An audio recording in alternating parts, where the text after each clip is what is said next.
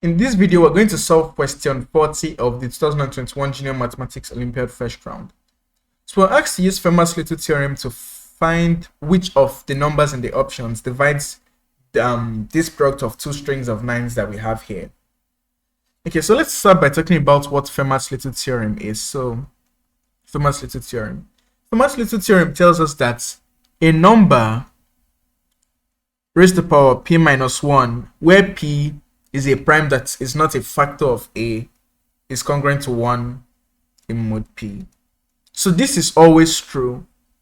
So if you raise a number to the power of a prime minus 1, what you have will that number will have a remainder of 1 when divided by p, so long as that prime is not a factor of the number that you're talking about.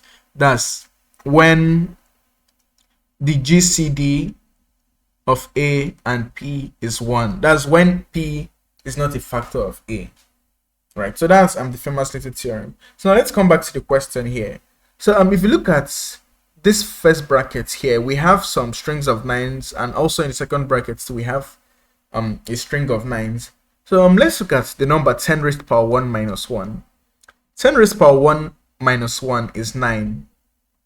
10 raised to the power 2 minus 1 is 99. That's 100 minus 1, which is 99. And 9 has 1 9. 99 has 2 9s. And 10 raised to the power 3 minus 1 is 999, which has 3 9s. 10 raised to the power 4 minus 1 will be 9999. So it will be 10,000 minus 1, which is 9,999, which has 4 9s. So more generally, you see that in this first number of this product, we have a string of 16 nines. So there are 16 nines here. So a number with 16 nines, so a number that has 16 nines is going to be equal to 10 raised to the power 16 minus 1. So that means that the number in this first bracket here is 10 raised to the power 16 minus 1. So write it as x equals 10 raised to the power 16 minus 1 here. Then for the second bracket, we have 10 nines here. So 9 here, 9 here, and 2 here, which is 10 nines in total.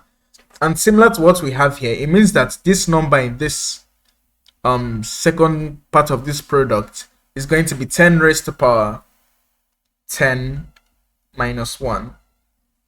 So we're now going to write this now as 10 raised to the power 17 minus 1 minus 1, and then we'll write this as 10 raised to the power 11 minus 1 minus 1. Okay, let's come back to the Fermat's little theorem. Now we have a raised to the power p minus 1 is congruent to 1 mod p. If you move 1 to the left hand side of this congruence, you have a raised to the power p minus 1 is congruent to 0 in mod p. And if you look here, you see that we have two like in the first part here, we have 10 raised to the power a prime number minus 1 minus 1.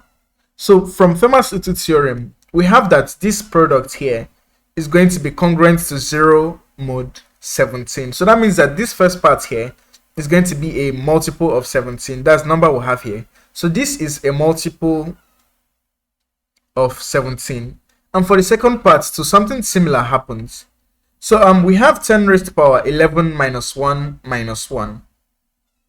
And then that's 10 raised to the power a prime number minus 1 minus 1. And since we have this to be the case here, that means that this number here from Fermat's little theorem is going to be a multiple of 11. So this will be a multiple of 11. And since the first part of this product is a multiple of 17 and the second is a multiple of 11, that means that x in itself, that's x now, is going to be a multiple of, so x will be a multiple of 17 times 11, which is 187.